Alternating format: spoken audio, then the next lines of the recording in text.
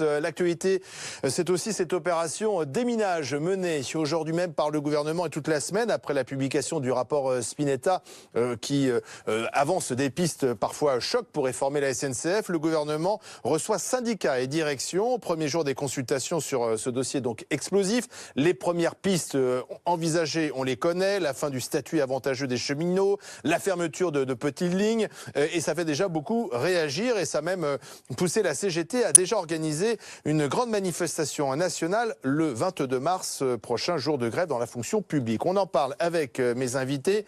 Didier Aubert, bonsoir, secrétaire général de la SFDT Cheminots. Et puis Benoît Simian, député La République En Marche de Gironde, ancien cadre de la SNCF, double casquette finalement. Alors cette réforme, est-ce que vous allez tout changer, tout casser à la SNCF ? Écoutez, d'abord, il y a un rapport qui pose clairement les problèmes. Et ça, c'est une première parce qu'il y a la volonté, il y a la volonté d'avancer sur les différents sujets. Aujourd'hui, on a un service public ferroviaire auquel nous sommes tous attachés. Qui se dégrade. Il y a eu un sous-investissement sur le réseau depuis plus de 30 ans et nous sommes en train de le payer. Donc la politique que nous menons, c'est mettre le paquet sur les transports du quotidien. Après, dans ce rapport, il y a un certain nombre de sujets. Typiquement, le sujet qui a fait couler le plus d'encre ces dernières heures, c'est les petites lignes. Il n'y a pas de sujet. Fermer les petites lignes, ça serait asphyxier nos territoires. Là-dessus, nous avons la volonté... Vous êtes contre la fermeture des petites lignes ? La ministre l'a dit clairement ce week-end. D'abord, c'est très maladroit de parler de petites lignes qui concernent des milliers d'usagers quotidiens. C'est les transports du quotidien. Donc là-dessus, bien entendu, il ne faudra pas fermer les petites lignes, mais adopter de nouvelles stratégies en concertation avec les régions. On s'est aperçu que certaines lignes étaient quasiment pas fréquentées, mais elles coûtent très cher à entretenir. Il faudra déployer de nouvelles stratégies. Moi, je suis élu d'une circonscription rurale, le Médoc. Je milite pour le train à hydrogène, qui permettrait de supprimer les caténaires qui sont vétustes. Donc il y a de nouvelles stratégies et nous devons accompagner les collectivités. Les contrats de plan État-région mobilisent des crédits d'État. Ils sont en augmentation dans le dernier budget. Moi, je suis rapporteur spécial du budget infrastructure et services de transport. Là-dessus, il y a clairement des choix politiques qui ont été faits et c'est les choix d'un service public ferroviaire fort. Didier Aubert, vous êtes déjà rassuré sur les petites lignes ? Oui, on enregistre qu'effectivement le député de la majorité est déjà en désaccord sur le premier point du rapport Spinetta. Ce qui n'empêche que si... Non, la ministre l'a clarifié dans le JDD. Si monsieur le député acte déjà qu'effectivement il n'a pas la volonté de fermer les petites lignes, il faudra qu'il mette les investissements nécessaires, puisqu'il y a de forts travaux d'investissement qui sont nécessaires sur ces petites lignes pour les mettre en état, afin de pouvoir effectivement proposer un service cadencé de qualité aux usagers et de ce fait pouvoir augmenter leur fréquentation. Donc voilà, rassuré sur ce point-là en tout cas. Monsieur le député me rassure, quand je verrai le projet de loi, nous serons un peu plus rassurés. Que vous a dit Madame Borne, la ministre des Transports ? Tout à fait, nous avons reçu cordialement par Madame la ministre, qui nous a écoutés, nous avons échangé sur le rapport Spinetta, mais aujourd'hui... Sur le statut des cheminots, sur votre statut, qu'est-ce qu'elle dit ? Ben rien. Le problème, c'est qu'aujourd'hui, rien n'a été annoncé ni dit.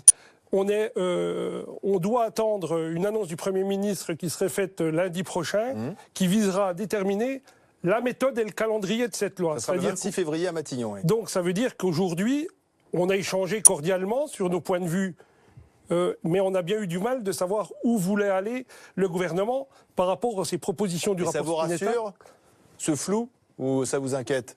Disons qu'on a la connaissance du rapport. Je dirais pas quand c'est flou, c'est qu'il y a un loup, la bonne expression bien connue. Mais en tout cas, nous sommes vigilants sur ce qui pourrait être proposé par le gouvernement. Et nous avons des lignes rouges qui sont celles, effectivement, du statut des cheminots. Il ne faut pas toucher au statut. Mais aborder le problème du statut en disant il y a un problème dans le ferroviaire dans ce pays, il y a un problème de dette qui n'est pas géré depuis que le ferroviaire existe, et la solution serait, du point de vue de M. Spinetta, la fermeture des petites lignes, la suppression du statut, la transformation en société anonyme des EPIC, et derrière ça, la filialisation du fret. Et avec ça, nous avons résolu les problèmes. Non, les cheminots ne doivent pas être les boucs émissaires à travers le statut 30 ans qu'on du parle ferroviaire. du statut qu'il faudrait réformer, qu'on n'ose pas réformer. Qu'il a été un peu par Sarkozy, mais pas complètement.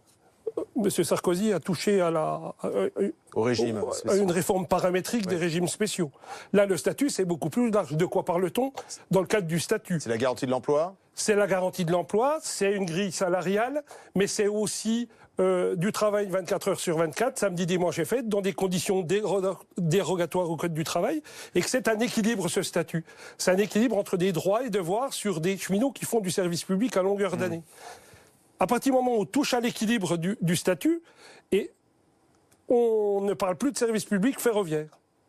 C'est le statut garantit service public? Le statut est une des contreparties du service public du ferroviaire. Alors le statut, qu'en dites-vous? Est-ce qu'il faut effectivement, comme le suggère le rapport Spinetta, monsieur le député, réformer ce statut, mettre fin au statut des cheminots à partir des nouveaux entrants, ceux qui arriveront sur le marché?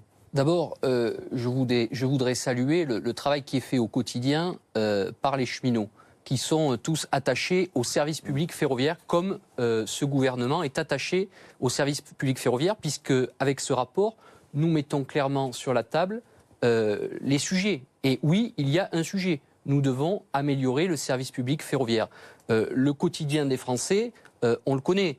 D'accord, mais alors soyons concrets, monsieur le député. Est-ce qu'on n'a pas 10 minutes Est-ce que le statut, si on change le statut, ça va améliorer le quotidien des Français? Personne ne parle de privatiser la SNCF. D'accord. Ça, c'est un sujet. Ensuite, c'est un premier point. Mais sur le statut. Ensuite, sur le statut, clairement dans le rapport Spinetta, il ne parle que des nouveaux embauchés, les nouveaux recrutements. Et ça, je crois qu'il faut cesser d'agiter les peurs. C'est ce qui s'est fait à la Poste, c'est ce qui s'est fait à France Télécom. Il y a une ouverture à la concurrence et on ne peut pas attendre que cette ouverture à la concurrence s'impose à nous. Pourquoi réformer le statut? Expliquez-nous. C'est pour faire des économies? Écoutez, c'est pour avoir, dans le cadre d'un cadre social harmonisé, être en adéquation avec les nouveaux entrants. Jouer à règles égales, c'est la compétitivité. Il en va de la compétitivité de l'entreprise. Et une fois de plus, il ne s'agit pas de parler de façon rétroactive, mais uniquement pour les nouveaux embauchés. Donc ça ne vous concerne pas, vous, par exemple? Peu importe que ça me concerne pas, ça va concerner mes collègues cheminots. Le statut, l'ouverture à la concurrence.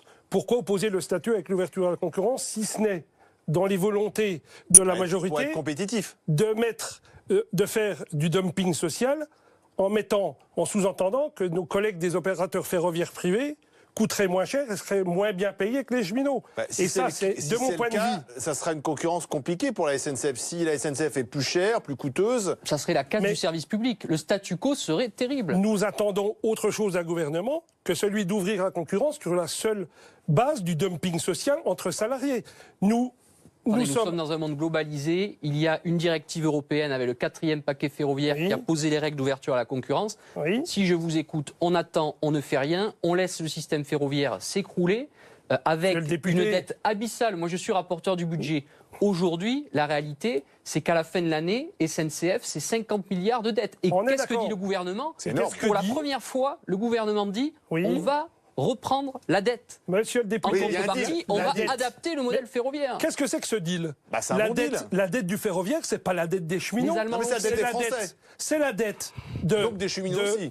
X gouvernements successifs qui n'ont jamais assumé leurs responsabilités en termes de financement. Il faudra bien la payer, cette dette. Vous avez raison, l'État est le premier responsable. Ce n'est pas aux cheminots de payer cette dette. On laisse croire que c'est le statut qui serait la cause. Tout le monde doit faire des efforts. Mais les cheminots en font tous les jours. Nous n'avons pas peur de l'ouverture à la concurrence. On a organisé en novembre dernier un colloque sur l'ouverture à la concurrence. On avait invité monsieur le député, il n'a pas pu malheureusement y venir. Dans le rapport Duron. Nous avions toutes les parties prenantes.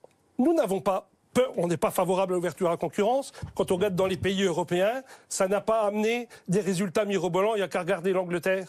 Dans ce cadre-là, nous considérons que mettre les cheminots en bouc émissaire du dispositif, le président Macron disant en contrepartie de la dette, il faut faire un effort sur le statut, c'est pas acceptable et entendable pour les cheminots. En conclusion, est-ce que vous allez rejoindre le mouvement lancé par la CGT? Quel est l'état d'esprit de la CFDT?